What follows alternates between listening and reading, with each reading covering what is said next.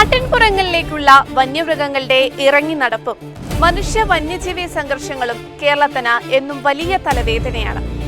ഇതിനൊരു ശാസ്ത്രീയമായ വഴി തേടുകയാണ് വനം വകുപ്പ്. ആദ്യഘട്ടമായി വയനാട്ടിൽ തുടക്കം കുറിക്കുന്ന പുതിയ വന്യജീവി പുനരധിവാസ പദ്ധതിയെ കുറിച്ചറിയാം. വന്യജീവി മനുഷ്യ സംഘർഷം കുറയ്ക്കാൻ വനത്തിനുള്ളിൽ തന്നെ വന്യജീവികളുടെ ശാസ്ത്രീയമായ പുനരധിവാസത്തിനാണ് കേരളം ഒരുങ്ങുന്നത്. ഒരിടത്ത് അമിതമായി കേന്ദ്രീകരിച്ചിട്ടുള്ള വന്യജീവികളെ അതേ ജീവിവർഗത്തിന്റെ എണ്ണം കുറവുള്ള അനുയോജ്യമായ വനമേഖലകളിലേക്ക് മാറ്റുന്ന കൂടുമാറ്റ പദ്ധതി ആദ്യഘട്ടത്തിൽ വയനാട്ടിലാണ് നടപ്പാക്കുക. എന്താണ് ഈ കൂടുമാറ്റ പദ്ധതി? ഒരു നിർദ്ദിഷ്ട വനമേഖലയിൽ ഒരു പ്രത്യേക വർഗത്തിൽപ്പെട്ട മൃഗങ്ങളുടെ എണ്ണം അമിതമായി വർദ്ധിക്കുമ്പോഴോ തീറ്റയും വെള്ളവും ലഭിക്കാതെ അവ ജനവാസ മേഖലകളിലേക്ക് ഇറങ്ങുമ്പോഴോ ആണ് അവയെ പിടികൂടി മറ്റ് അനുയോജ്യമായ വനമേഖലകളിലേക്ക് മാറ്റുന്നത്. പദ്ധതി വിജയിച്ചാൽ മറ്റു വനമേഖലകളിലേക്കും വ്യാപിപ്പിക്കും. വയനാട്ടിലെ വിവിധ വനമേഖലകളിൽ ഓരോ ജീവിവർഗത്തിന്റെയും സാന്ദ്രതയും വനത്തിന്റെ വാഹക ശേഷിയും കണ്ടെത്താൻ കോയമ്പത്തൂരിലെ Salim Ali centre for ornithology and natural ഹിസ്റ്ററിയെ വനം വകുപ്പ് ചുമതലപ്പെടുത്തിയിട്ടുണ്ട്. കുരങ്ങുകൾ, മയിലുകൾ തുടങ്ങി പുനരധിവാസം ആവശ്യമാണെന്ന് കണ്ടെത്തുന്ന എല്ലാ ജീവിവർഗങ്ങളെയും പദ്ധതിയിൽ ഉൾപ്പെടുത്തും. വലിയ വന്യജീവികളുടെ പുനരധിവാസത്തിന് വ്യോമസേനയുടെ സഹായവും കേരളം തേടിയിട്ടുണ്ട്.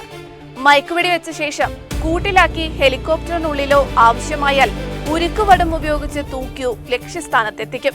പൂർണ്ണബോധം വീണ്ടെടുത്ത് സുരക്ഷിതമായി വനത്തിലേക്ക് പ്രവേശിക്കുന്നുവെന്ന് ഉറപ്പാക്കിയേ വെറ്ററിനറി സംഘം മടങ്ങും. ആർക്കൊക്കെയാണ് മാറ്റം? മനുഷ്യർക്ക് കൂടുതൽ ഭീഷണിയാകുന്ന അക്രമകാരികളായ ആനകൾ, കടുവകൾ കൂടാതെ മറ്റു വന്യമൃഗങ്ങൾ എന്നിവയാണ് സുരക്ഷിതമായി നിരീക്ഷിച്ച് മാറ്റുക. എന്തുകൊണ്ടാണ് വയനാട്ടിൽ ഈ പദ്ധതി ആദ്യം നടപ്പാക്കുന്നത്? തീവ്രമായ സംഘർഷ മേഖലയാണ് വയനാട്. സമീപകാലത്തായി ഏറ്റവും കൂടുതൽ വന്യജീവി ആക്രമണങ്ങളും നാശനഷ്ടങ്ങളും റിപ്പോർട്ട് ചെയ്തത് വയനാട്ടിലാണ്. തമിഴ്നാട്, കർണാടക വനമേഖലകളോട് ചേർന്ന് കിടക്കുന്നതിനാൽ വന്യമൃഗങ്ങളുടെ നിരന്തര സഞ്ചാരം ഇവിടെ കൂടുതലാണ്.